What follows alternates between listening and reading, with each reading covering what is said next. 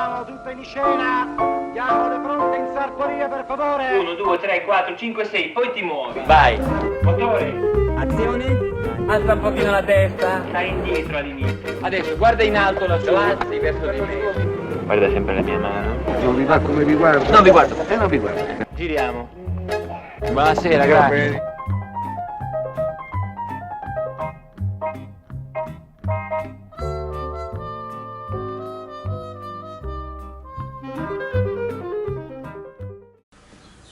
Buongiorno a tutti, sono Barbara Giordani, casting director.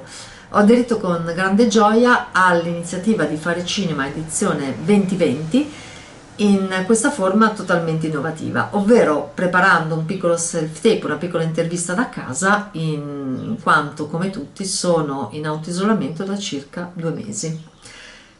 Allora, la figura del casting director la possiamo riassumere in pochissime parole. Il casting director è l'esperto degli attori.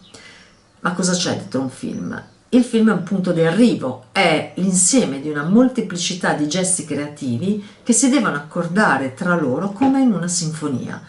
E il lavoro del casting director è appunto uno di questi gesti creativi. Possiamo considerare il cast di un film come un affresco dove tutto deve essere in armonia, dove tutti gli elementi devono essere in armonia, e per elementi intendiamo gli attori. Quindi il casting director è colui, è la figura professionale che si deve preoccupare e occupare affinché questi elementi, ovvero gli attori, siano in armonia tra di loro al fine di formare questo affresco finale. Ma come si diventa casting director? Non esistono delle scuole specifiche, o almeno fino adesso. Però esistono delle caratteristiche per intraprendere questa carriera, per intraprendere questo bellissimo mestiere. Io metterei al primo posto la passione, e per passione intendo la passione di vedere film, quindi vedere serie televisive, andare a teatro e cibarsi, nutrirsi ed essere onnivori in modo da crearsi un proprio bagaglio culturale, artistico, visivo, figurativo, tale al quale da poter attingere nel momento in cui si andrà a fare il proprio lavoro di casting.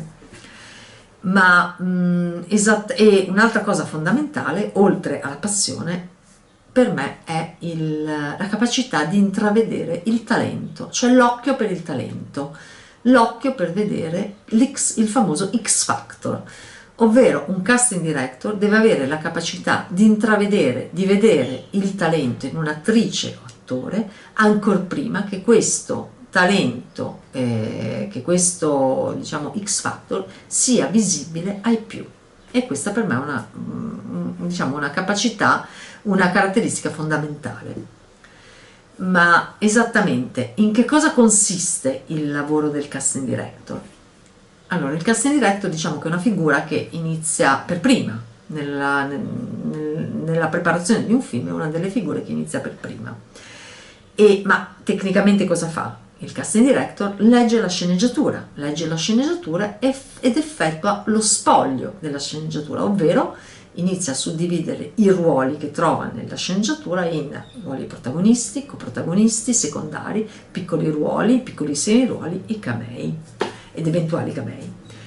E in questa fase chi sono le figure di riferimento del casting? Sono il regista e la produzione. Ma esattamente il lavoro del casting director qual è?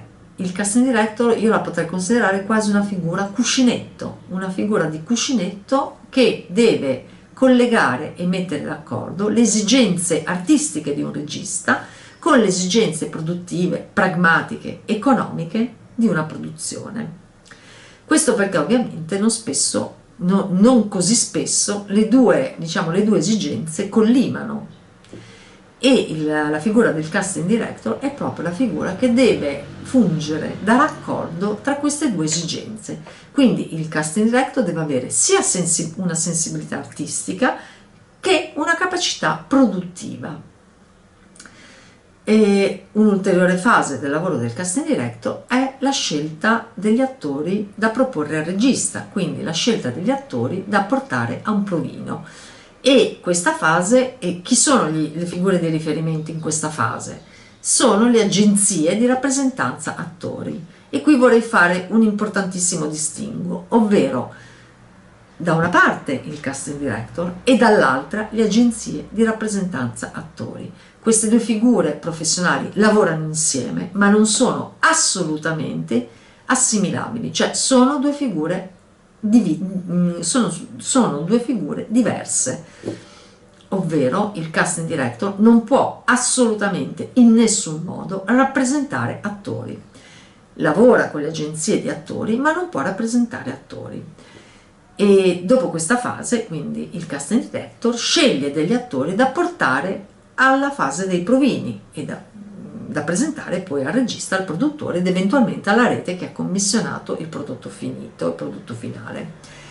In questa fase è richiesta un'altra caratteristica, un'altra, diciamo, capacità al casting director, ovvero è richiesta una sensibilità, in quanto il momento del provino è un momento molto delicato, in quanto il provino di per sé è una situazione di finzione, è una situazione dove l'attore si trova a interpretare un ruolo, a interpretare una scena senza avere a sua disposizione una situazione di scenografica, ma semplicemente si trova di fronte a una telecamera. Quindi in questa fase è richiesto al casting director un'ulteriore sensibilità in modo che l'attore sia messo nella miglior condizione possibile per affrontare il provino, in quanto sia il casting director sia l'attore vogliono che il risultato finale, ambiscono che il risultato finale sia ottimale. Una volta fatti, diciamo, i provini, questi provini vengono portati al regista e al produttore, quindi siamo di nuovo nella fase del rapporto con regia e produzione. Anche questa fase, e di nuovo siamo in un momento in cui la figura del casting director è una figura cuscinetto, in quanto da una parte abbiamo l'esigenza artistica del regista e dall'altra abbiamo l'esigenza produttiva del produttore. L'esigenza artistica consiste nel fatto che il regista vorrebbe il miglior attore per il ruolo, dall'altra abbiamo la produzione che vorrebbe, che deve ovviamente fare i conti con un budget che ha a disposizione per gli attori. Quindi ancora questa volta il casting director deve mediare, deve riuscire a soddisfare entrambe le posizioni, sia la parte artistica che la parte produttiva. Quindi una figura, diciamo, come dicevo prima, proprio di cuscinetto. E una volta appunto scelti gli attori si arriverà al risultato finale e, come sempre, una cosa importante è l'occhio finale, l'occhio per quello di cui parlavo prima, cioè l'affresco finale, che deve essere totalmente in armonia. E, tornando alla figura del casting director come figura professionale, i casting director in Italia sono riuniti in un'associazione che riunisce più di 60 casting director con assistenti casting, in quanto anche l'assistente casting è una figura fondamentale. E questi casting director, tutti i casting director e assistenti casting, sono riuniti in un'associazione che si chiama UICD, Unione Italiana Casting Directors, e scopo dell'associazione è la promozione della figura del casting director nel mondo dell'audiovisivo. Per quanto riguarda, diciamo, il mio lavoro di Barbara Giordani, ho al mio attivo tantissime produzioni cine-televisive, però diciamo, vorrei parlare della produzione, cioè del lavoro fatto per Perfetti Sconosciuti, in quanto Perfetti Sconosciuti è nella storia del cinema italiano il film con più remake al mondo e nel 2019 è entrato nel Guinness dei primati come film con più remake in assoluto nella storia del cinema. Addirittura al momento, almeno a me risulta, 18 paesi che hanno realizzato un rifacimento: Grecia, Spagna, Turchia, India, Francia, Sud Corea, Cina, e tutti questi paesi hanno fatto un loro remake con attori locali. Quindi molto interessante, diciamo, a mio avviso, sarebbe confrontare il lavoro fatto in Italia da me con il lavoro fatto nei rispettivi paesi con gli attori locali.